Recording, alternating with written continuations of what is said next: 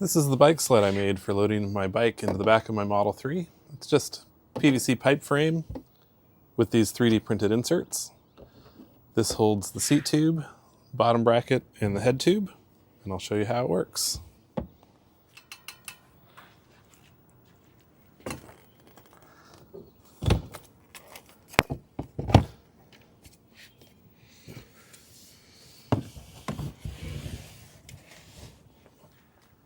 And even with these aero bars, I'm still able to easily pull the bike in and out.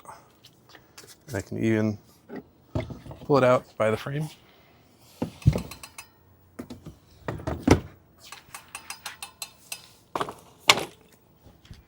When loading the bike, I usually put the seat tube down first, locate the bottom bracket,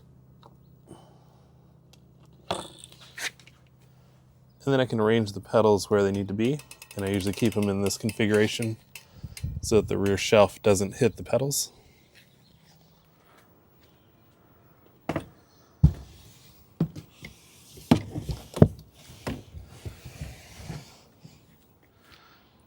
With the bike loaded in the trunk, there's plenty of room underneath to store the front wheel. Even with a large bike, I still have plenty of space to access the sub-trunk.